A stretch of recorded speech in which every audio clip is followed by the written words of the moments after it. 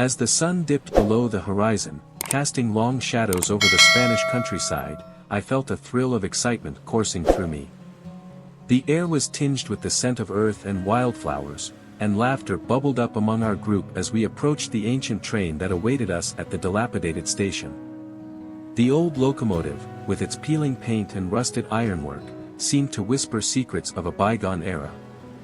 I glanced at my friends, Javier and Marta, their faces lit with eager anticipation.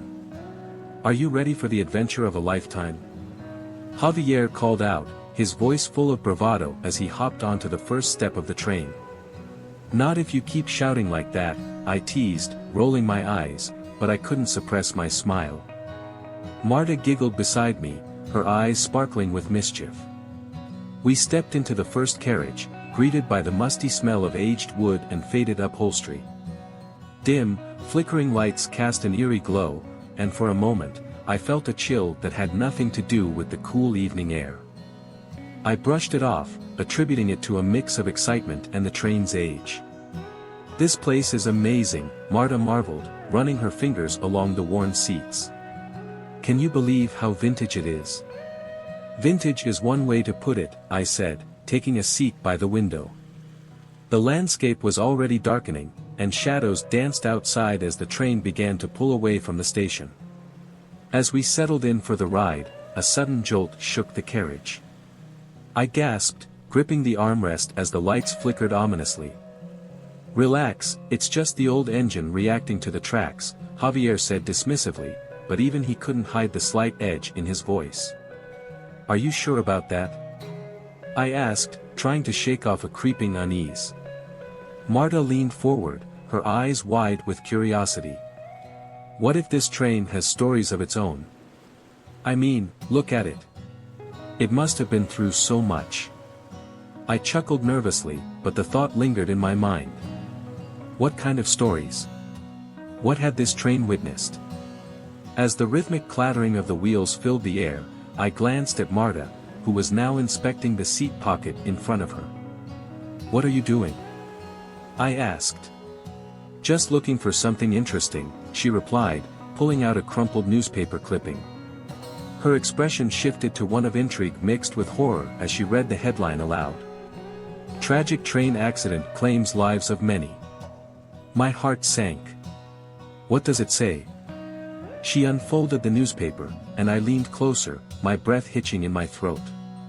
The article detailed a catastrophic accident that had occurred decades ago on this very train. The words blurred as I absorbed the chilling details: forgotten souls, pain, and loss.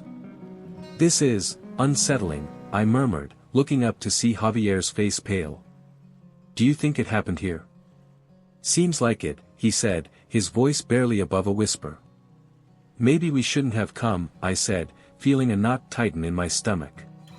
"Don't be ridiculous," Javier replied, trying to regain his bravado. "It's just an old story. We're here to have fun, remember?" But the fun felt distant now, overshadowed by the weight of the past that seemed to seep into the very walls of the train. I glanced out the window. The darkness outside felt thicker, almost alive, as if the land itself was holding its breath. "What if the train remembers?" Marta whispered, her voice trembling slightly. I shivered at the thought. As we continued our journey, the atmosphere shifted, and an unsettling silence fell over us. Even the rhythmic clattering of the wheels seemed to fade into an eerie stillness that enveloped the carriage. I looked at my friends, their faces reflecting my own unease. "Let's just enjoy the ride," I finally said, forcing a smile. But deep down, I knew the journey was just beginning, and the shadows of the past were far from silent. The train slowed unexpectedly, a shuddering of the old carriages reverberating through my bones. I squinted through the window, trying to make sense of the thick fog that had enveloped the tracks. It was like a living thing, swirling and curling, obscuring everything beyond a few feet. My heart raced as I turned to Javier and Marta, who were leaning forward, equally entranced and unnerved. "Do you think we should be worried?" I asked, my voice barely above a whisper, as though speaking too loudly might summon whatever darkness lay just beyond the glass. Javier shrugged, attempting to mask his own trepidation with nonchalance. "It's probably just a weather thing. Old trains can be a little dramatic, you know." "Dramatic?" Marta echoed, her brow furrowing in concern. "Or haunted?" I chuckled nervously, but the tension in the air was palpable. Suddenly, I noticed two passengers seated a few rows away, their voices low and urgent. I leaned in slightly, straining to catch their conversation. "They're still here, trapped in a train," one of them said, his tone thick with apprehension. "You can feel them, can't you? The souls that never left." I felt a chill creep down my spine, a cold wave washing over me. Were they discussing what I thought they were? I glanced at Marta, who had gone pale, her eyes wide. I could see that the conversation had unsettled her as much as it had me. "Let's get to the dining car," I suggested, eager to escape the growing sense of dread in our compartment. As we made our way down the narrow aisle, the lights flickered again, plunging us into momentary darkness before they settled back into a dim glow. The dining car was empty, save for a few scattered tables. We chose a seat by the window, hoping to distract ourselves with whatever meager offerings the train provided. Just as we settled in, I felt a prickling sensation, as if someone were watching us. I turned slowly, and my breath caught in my throat. At the end of the corridor stood a shadowy figure. It was indistinct, a mere silhouette against the flickering lights, but it was staring directly at us. My heart thundered in my chest. "Do you see that?" I whispered, too afraid to speak louder. "See what?" Javier asked, his brow furrowed in confusion. "That figure." I gestured towards the end of the corridor, but as I did, the figure vanished, leaving only an empty space where it had stood. "It was right, stop it, Elena," Marta interjected, shaking her head. "You're just imagining things." "Am I?" I shot back, my voice rising slightly. "We're on a train that's over 100 years old, surrounded by fog and legends. Something is definitely off." "Look," Javier said, trying to regain some control of the situation. "Let's just grab something to eat and forget about it. We're overthinking this." We ordered some food from an indifferent attendant, but I could hardly taste my meal. My mind was racing, replaying the shadowy figure and the eerie conversation I had overheard.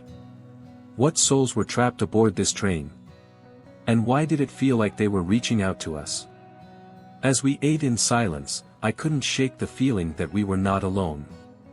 The flickering lights above us seemed almost to pulse with a life of their own, as if responding to the rising tension among us. I glanced at Marta, who was poking at her food with a fork, lost in thought. "What do you think really happened here?" I asked, my voice quieter now. "I don't know," she said finally, lifting her gaze to meet mine. "But I can't shake this feeling that we're part of something much bigger. Like we're being drawn into a story we don't understand." Javier smirked, trying to lighten the mood. "Well, if we're characters in a horror story, let's at least make it entertaining. How about we come up with our own ghost tales?" Before I could respond, the lights flickered ominously, and a cold draft swept through the car.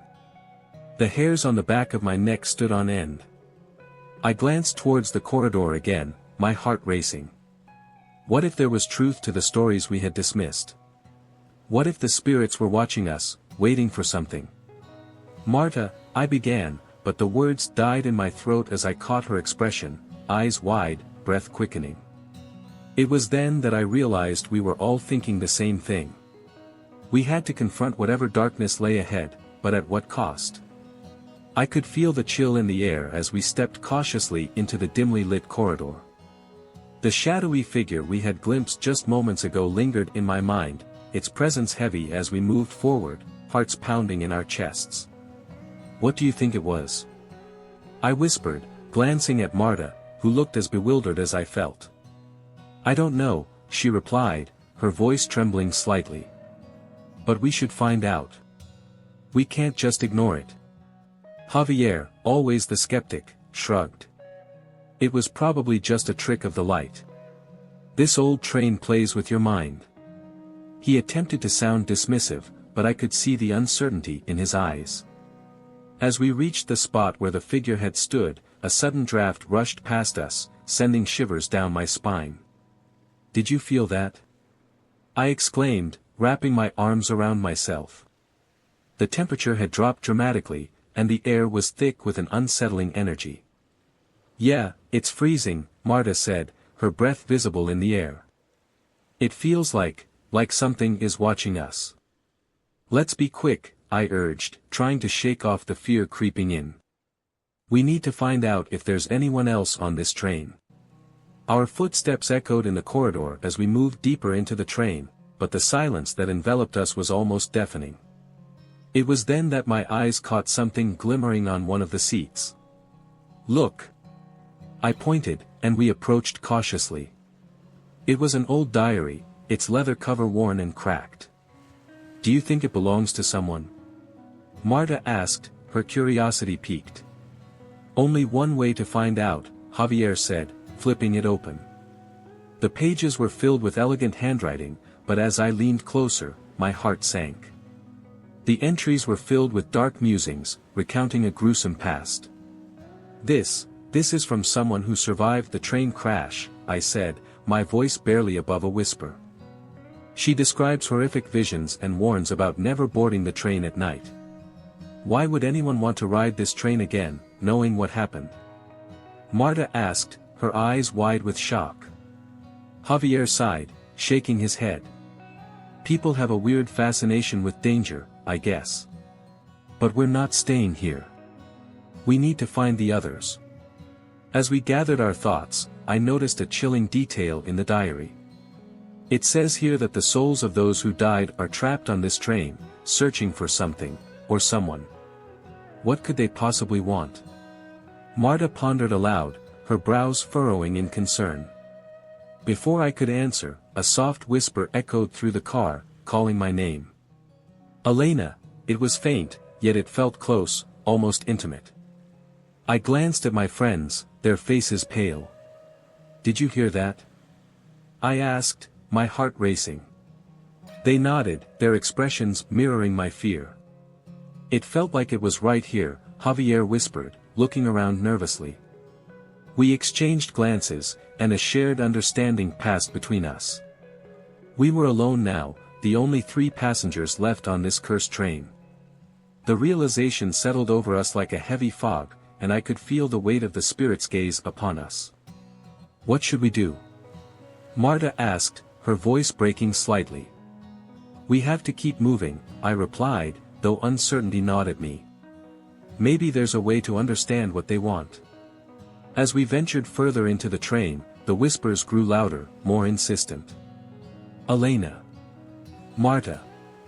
Javier." It felt like a chorus of lost souls beckoning us deeper into the unknown. "Do you think they want us to help them?" I asked, trying to make sense of the chaos swirling in my mind. "Maybe," Javier replied hesitantly. "But how can we help spirits? We need to find answers first." "Let's check the next car," I suggested, my voice a mix of determination and fear. We approached the door, our hearts pounding as we prepared to confront whatever lay ahead. The atmosphere was thick with suspense, and with each step, the whispers seemed to grow louder, urging us forward. As we entered the next car, I couldn't shake the feeling that we were being watched. The flickering lights above us cast eerie shadows, and I felt a sudden weight in the air, as if the train itself was holding its breath. "Stay close," I said, glancing back at my friends. "We're in this together." With a deep breath, we stepped into the darkness, ready to face the haunting truths that awaited us on this fateful journey. As we wandered deeper into the train, a sense of foreboding wrapped around us like a thick fog. The air grew heavier, laden with the scent of dust and something else, something metallic, like blood. We stumbled upon a hidden compartment, a narrow door barely visible along the corridor. I pushed it open, and we were met with a sight that made my heart race, an old trunk, its leather cracked and weathered, surrounded by forgotten belongings of past passengers. Each item seemed to whisper a story of despair and longing, and I felt an overwhelming urge to explore. "Look at this," Marta said, holding up a child's stuffed bear, its button eyes dull and lifeless. Can you imagine the child who lost this? I could feel the weight of the past pressing in on us. What if these items belonged to the victims of that accident? I asked, my voice barely above a whisper. Javier, still shaken from his earlier hallucination, was pacing near the trunk, his hands trembling.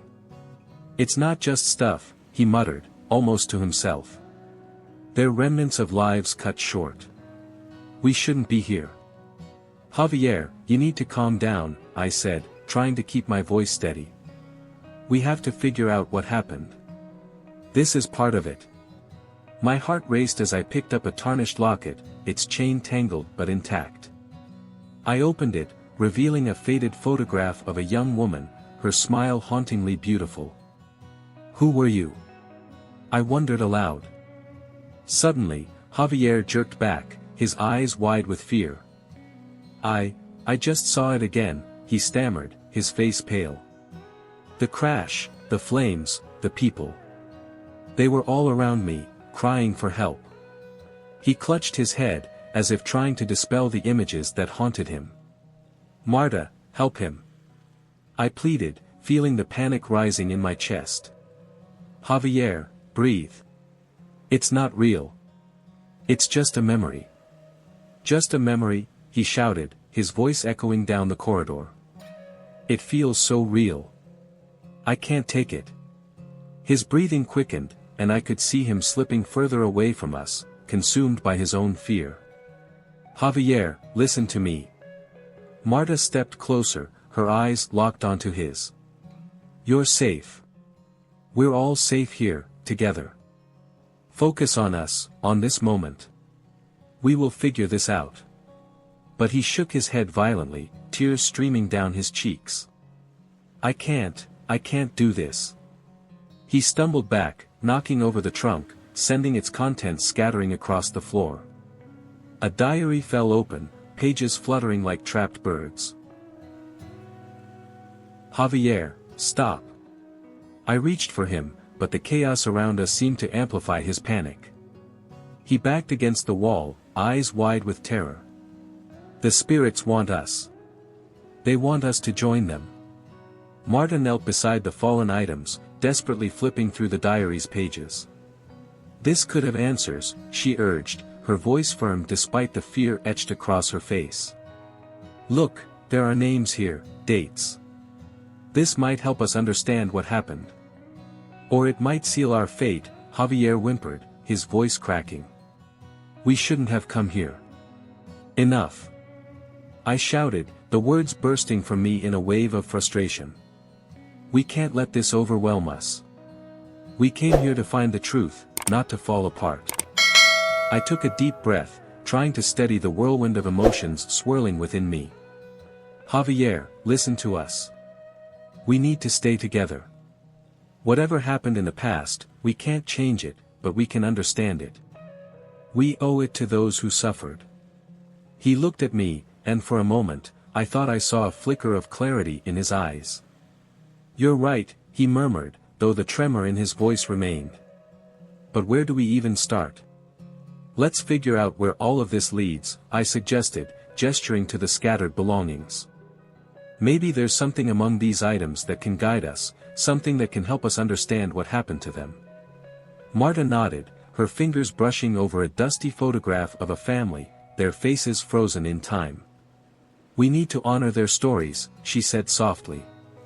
"We can't let them be forgotten." As we pieced through the remnants of lives lost, the atmosphere grew heavier, charged with a sense of urgency.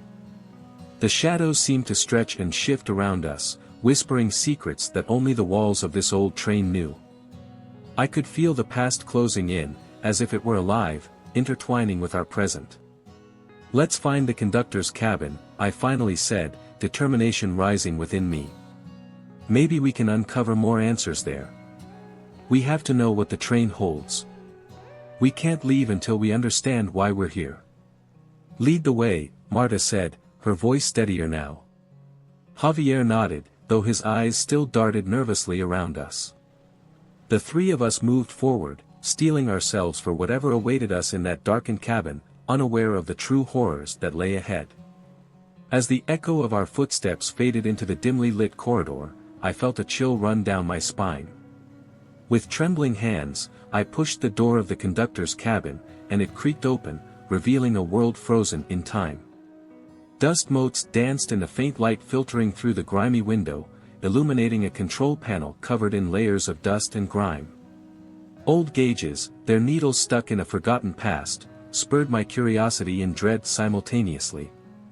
"Look at this," I whispered, gesturing toward a dusty logbook resting on a small shelf. Javier stepped closer, and I could see the flicker of apprehension in his eyes. "What do you think it says?" he asked, his voice barely above a whisper. "I don't know, but we need to find out," I replied, flipping open the heavy cover. The pages were yellowed, filled with hurried scrawls and notations that seemed to pulse with a life of their own. "It's like a record of everything that's happened on this train," I murmured, tracing a finger over the words. "It's tragic." Marta leaned over, her brow furrowed. "What if there's something in here about the accident?" She bit her lip, clearly torn between the thrill of discovery and the fear of what we might uncover. As I turned the pages, a weight settled in my chest. Each entry detailed the daily operations of the train, but there were also notes that hinted at something more sinister. "Listen to this," I said, my voice trembling. "It mentions unsettled spirits and the burden of the past.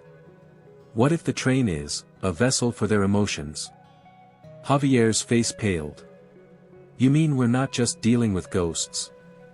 We're dealing with their pain?" His voice shook, and I could see the tension in his shoulders. "I think so," I replied, trying to keep my own fear at bay. "We need to understand this. It might help us figure out how to get out of here." Suddenly, a loud bang reverberated through the cabin, making us all jump. The door slammed shut behind us, and an oppressive silence fell. My heart raced as I turned to see shadows creeping along the walls, dark shapes that flickered just out of reach of the dim light. "Did you see that?" Marta gasped, her eyes wide with terror. "We need to go." "Wait," Javier said, gripping my arm. "If this is tied to the accident, what if they want something from us?" His voice was barely a whisper, laced with fear. I nodded slowly, my mind racing. "We've seen their belongings, the diary, maybe they need us to understand." Before I could finish, the shadows coalesced into a more defined shape, swirling around us. Faces emerged, twisted in anguish, their eyes hollow and pleading. "Help us," one whispered, its voice a haunting echo. "No!" Marta cried, retreating against the wall. "We're not equipped to handle this." "Listen!" I shouted, trying to keep my voice steady. "We're here to understand. We're not your enemies." The shadows paused, their movements faltering. I felt a surge of courage, fueled by the realization that they were not just spirits, they were the remnants of souls trapped in a cycle of despair and regret. "What do you want us to know?" I asked, my voice steady despite the chaos swirling around us. Silence enveloped us, thick and suffocating. The shadows seemed to close in, their whispers growing louder, a cacophony of sorrow and longing. "Forgive us," one voice broke through, filled with pain. "Forgive ourselves." I exchanged glances with Javier and Marta, and in that moment, I understood. "They're seeking forgiveness, not vengeance," I said, my heart racing with the implications. "What if we can help them?" "Help them how?" Marta asked, uncertainty etched on her face. "By acknowledging their pain, by forgiving them," I replied, feeling a rush of determination. "We can't just run away from this. We have to confront it, together." Javier nodded, his face resolute. "Okay, let's do it." As we stood hand in hand, I felt the warmth of our connection amidst the cold dread surrounding us. "We're sorry for what happened," I began, my voice trembling but firm. "We're sorry you suffered. We're here to listen, to understand, and to help you find peace." The air in the conductor's cabin was electric with tension, and I could feel my heart pounding in my chest like a drum. Javier and Marta stood close, their faces pale and eyes wide with fear, mirroring my own trepidation. We had just witnessed something inexplicable, and now, we were trapped.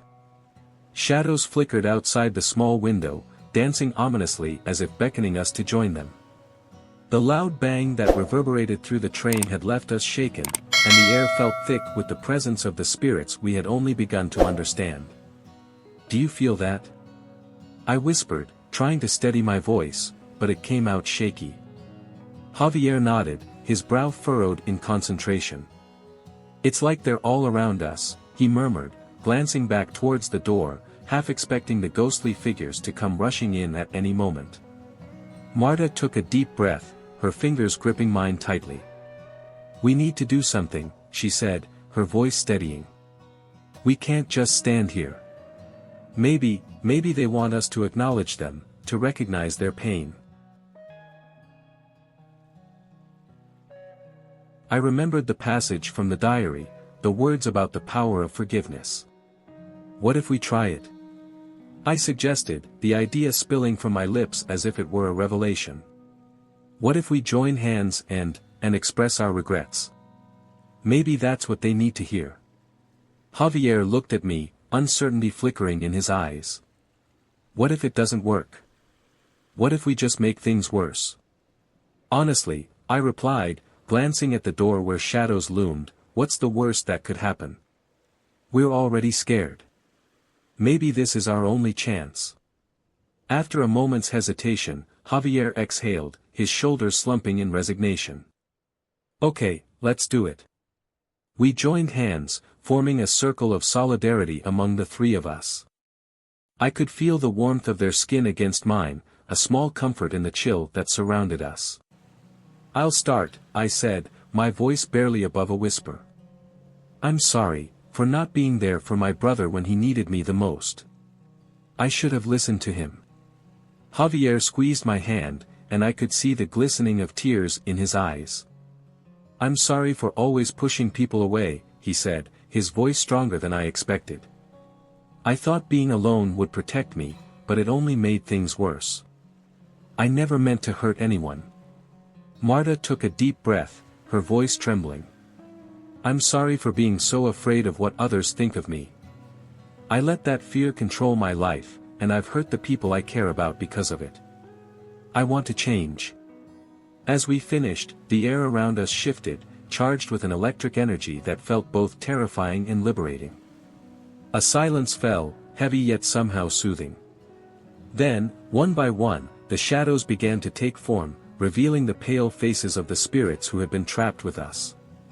Their expressions were a mix of sorrow and relief, and I could see their mouths moving as if they were speaking the words we had just shared. "Forgive us," one whisper came, chilling yet soothing, for we were lost in our own regrets. I looked at my friends, realization dawning upon us. "They're just like us," I said, my voice breaking. "They're trapped by their own guilt." In that moment of clarity, I saw the truth. The spirits before us were not just victims, they were part of our own haunted pasts, reflections of our fears laid bare. As we continued to hold hands, a warmth enveloped us, and I felt my heart swell with an overwhelming sense of compassion. "You are forgiven," I said, the words flowing freely from my heart. "We all are." As the last syllables left my lips, the spirits began to glow, their forms shifting into the vibrant beings they once were. Their faces transformed into those of innocent souls, smiling gently, and in that moment, I saw the tragedy of their past, the crash, the fear, the loss, and it all made sense. "You have set us free," one spirit said, a serene smile gracing her lips. "Now we can finally rest." Suddenly, the train jolted forward, the lights brightening, and I felt a rush of air sweep through the cabin. We were moving again, and the shadows that had once loomed large began to dissipate like mist in the morning sun. I closed my eyes, overwhelmed by the release of emotions, and when I opened them again, we were back at the station, the familiar sights of the platform greeting us. Breathless and forever changed, we stepped off the train, the weight of fear replaced by a newfound understanding. "We did it," Marta whispered, tears streaming down her face. "We helped them." Javier nodded, a soft smile breaking through the remnants of his earlier terror. "And in doing so, we helped ourselves too." As I looked back at the old train, now silent and still, I knew that our journey would forever haunt us, a reminder that forgiveness is not just for others, but for ourselves as well.